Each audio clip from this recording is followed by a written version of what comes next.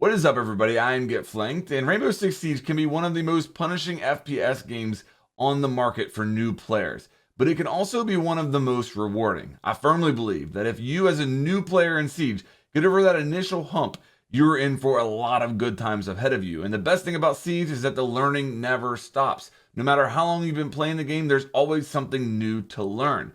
In this video, I wanted to give my advice to those new Siege players on how they can survive their first 50 games and get over that new player hump so that they can really start enjoying Rainbow Six Siege. Now, before we get into the rest of the video, I do want to let you know that it is sponsored by Predator Gaming.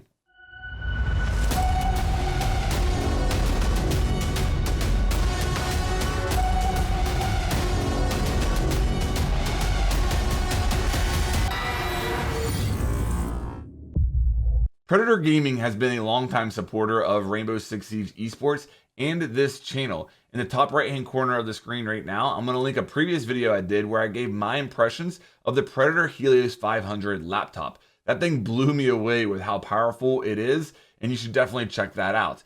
If you enjoy my content and you want a way to support the channel, it's this simple. Next time you're in the market for a high performance gaming hardware product, check out Predator Gaming. There's a link down in the description that'll take you to their website. You can see their entire lineup, whether it's a laptop, desktop, monitor, mice, keyboard, headset, they have it all. So make sure you give Predator Gaming a look and it'd be greatly appreciated. Thanks so much, Predator Gaming, for sponsoring this video.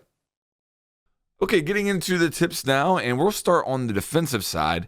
And I think the first thing you need to know is what operators you should be playing. There's a lot of choices there. It can be very overwhelming, and I'm going to throw two recommendations at you, okay? The first being Rook, the second being Legion. Both of those are great operators for beginning players on defense. Now, here's why I recommend Rook, okay? First of all, his armor plates, his gadget, you can set those down as soon as the prep phase starts. Your teammates can come get them, and you have already done something that could help your team, all right? It's not guaranteed necessarily. It depends on how the gunfights break down and if there's headshots involved, but more than likely, your utility is going to help at least one of the teammates in some situation, okay? And that's great. It doesn't matter if you go out and die in the first 5 seconds after the round actually starts. You've done something to help the team.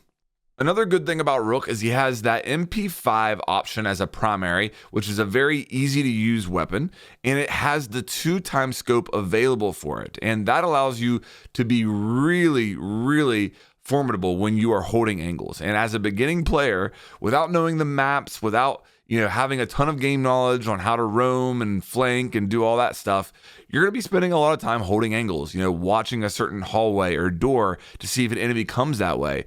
And I can't really think of a better operator on defense to do that with than Rook with his MP5 and that 2x scope.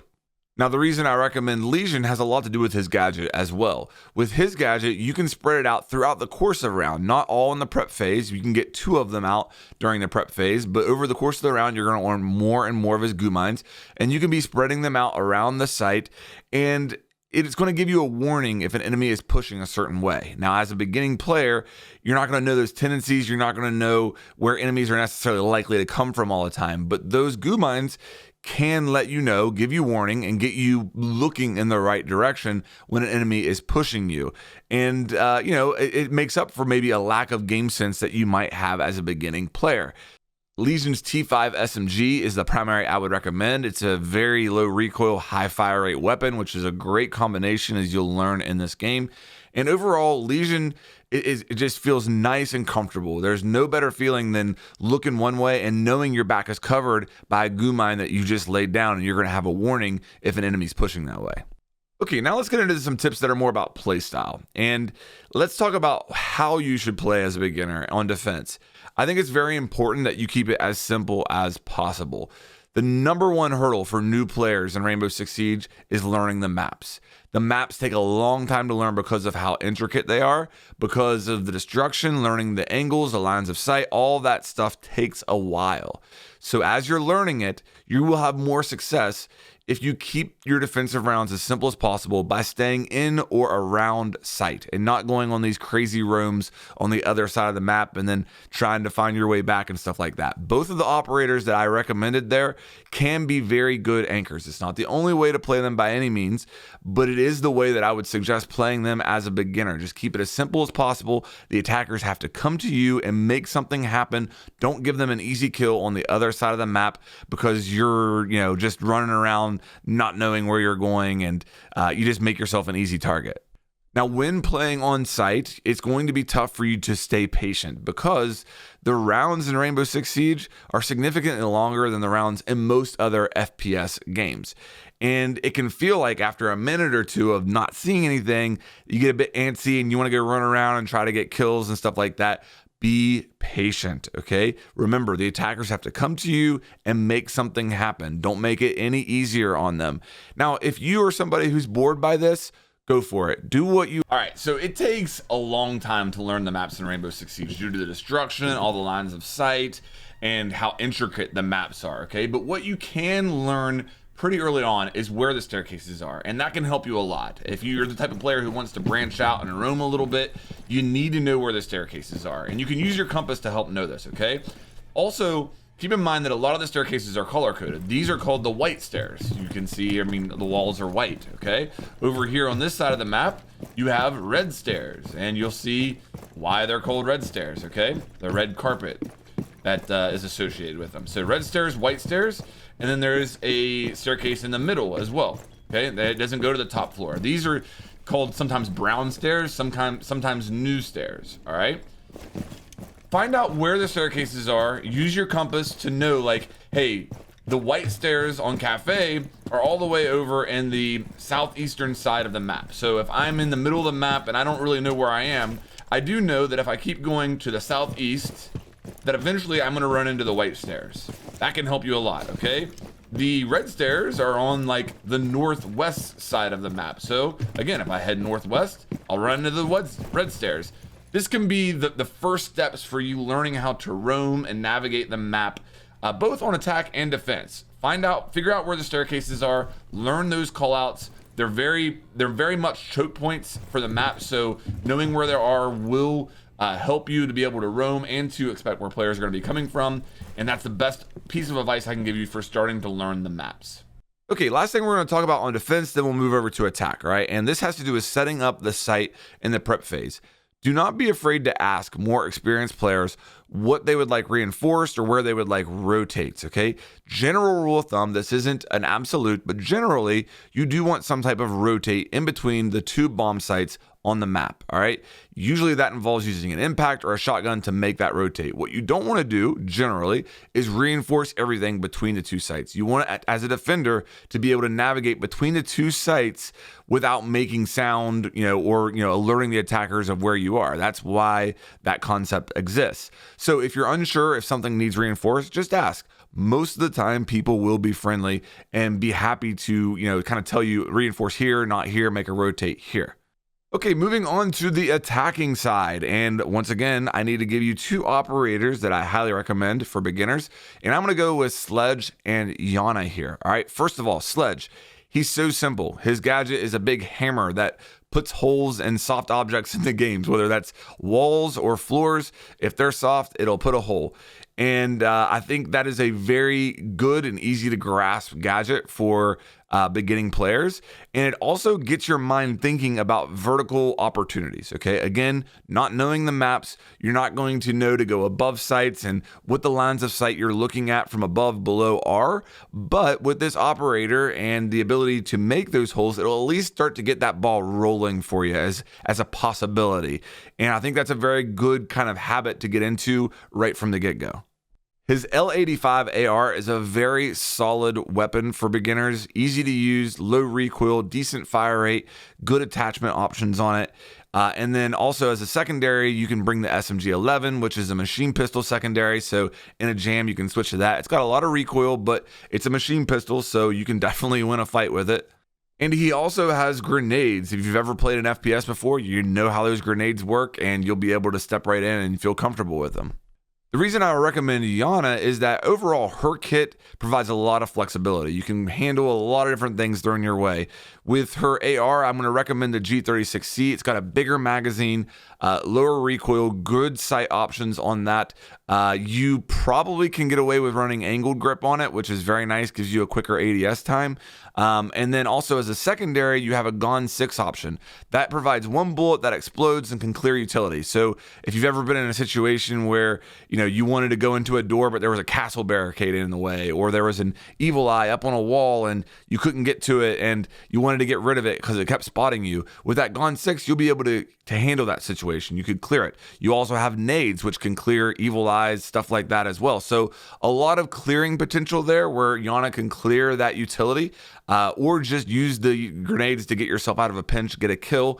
And then her gadget will always allow you to get information pretty much all around. It does have a cooldown, but you can send her decoy out if you don't have any drones to get information in front of you, see if there's an enemy around a corner, and that way you're not going in blind, and you'll have good information on where the enemies are, even if it's late in the round. As far as some playstyle tips on attack, number one thing, this is a drone. It is your best friend.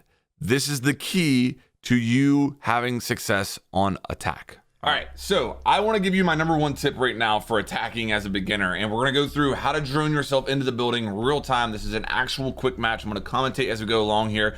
First things first, this screen right here, keep in mind it's laid out north, top, east, south, west. That's important here in a minute, okay? We're going to choose our spawn of main gate. We'll play sledge, sure. And I'll show you like how to manage your drone during the prep phase, and then ensure that you get inside the map safely. Okay. Number one mistake that new players make in the prep phase here is that they drive their drone around too much, they get it shot, and they're down one drone already. If you lose a drone in the prep phase, you made a mistake, all right? You should have both of your drones alive after the prep phase. So as a beginner, it's important to know where the objective is. I get that. As an experienced player, okay, so that's the mistake that most people make right there, is they'll drive around in there too much, pinging people. We know the objective is this middle floor based upon seeing those players there. So we don't need to drive it around anymore. All right, we can just chill. So let's go over here and set it up where we want to enter the map. All right, we're gonna enter garage. So drone set up there, and in the beginning, I get it. This part you can feel very like you don't really have a sense of where you are on the map. So here's what you can do. Once the action phase starts, get back on your drone that you have over here in garage. Turn around, find your outline. There I am, I'm sledge. So now I know here I am, here's my drone and the relation to me. So my drone's like that direction. All right, you can also use your compass to help some. Okay, so let's go over here to garage.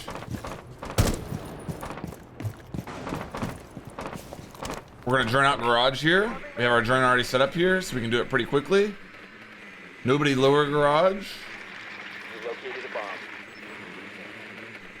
Upper garage looks clear as well.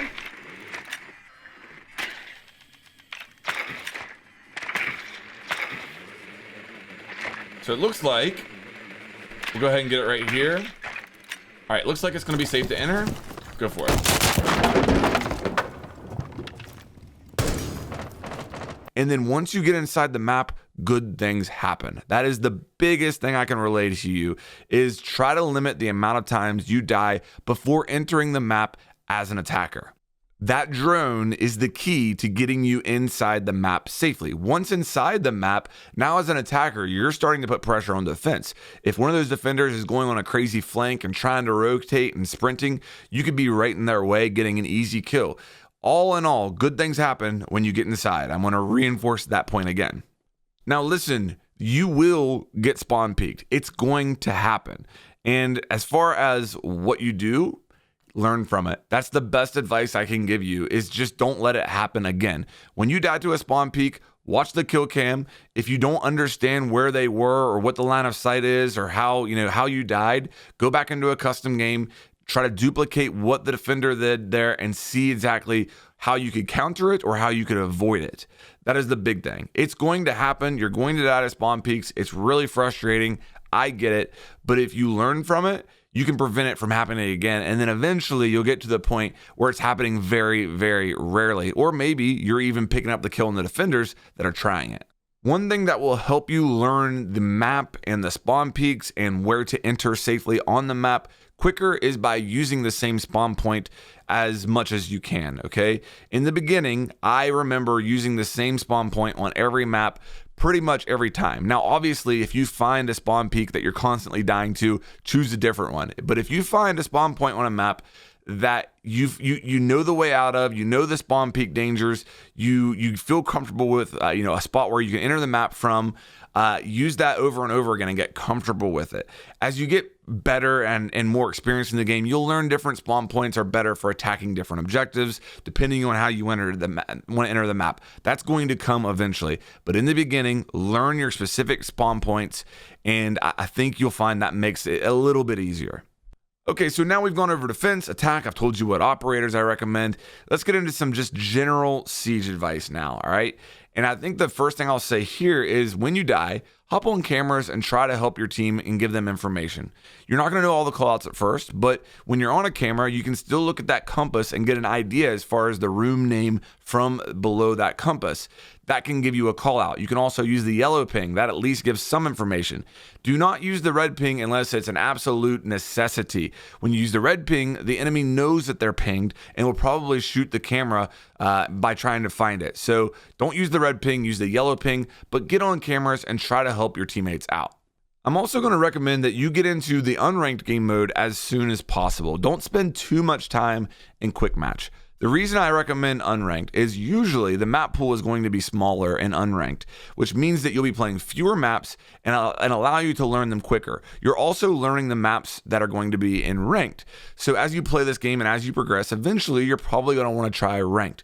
Unranked will prepare you for that. It's the same rules as ranked. It just doesn't have the actual ranking system that shows you, how much MMR you gained or lost after each game. Last thing I'm going to mention here is to check your settings, okay? You don't know how many people get their brand new 240 hertz Predator monitor, plug it in, and then spend the next month playing on it at 60 frames per second because they didn't have the right setting checked in game. There's going to be different settings between PC and console, and each player prefers different settings. But a couple rules I'll give you here is that on console, you're going to want VSync off, and you're also going to want to turn aim assist off in the training grounds. Training grounds, for some reason on console, does have aim assist. Make sure that's off, and that'll improve your practice time there. I mentioned that you want to make sure that your monitor is set up right so that you're getting the frames that it can support. You also want to change your FOV if you're playing on PC. Give yourself a little bit wider POV there. It will help out a lot. All right, guys, so now we're going to wrap up how to survive your first 50 games of Siege. And I just want to relay one final thing. Have fun, all right? I've told you my advice in this video for how to have success as early as possible in Siege. But at the end of the day, it's about going in there and having fun. Siege has many different things that you can experience as a player that no other game has ever even came close to, as far as like rappelling and that style of gameplay. So if you want to go try that out, and if that's what the part of Siege that you enjoy, go for it. Have fun with it. It's a punishing game, and at first you're going to feel like you can't do anything right, but stick with it. Eventually you'll start to learn those maps. You get more and more patient over time. You'll learn the player tendencies, and it'll start to click. I promise you, it will start to click eventually. If you enjoyed this video, please make sure that you like and subscribe. I have a ton of other videos on this channel dedicated to helping new Siege players, so make sure you check those out. Once again, thank you so much, Predator Gaming, for sponsoring this video, and I'll see you guys on the next one.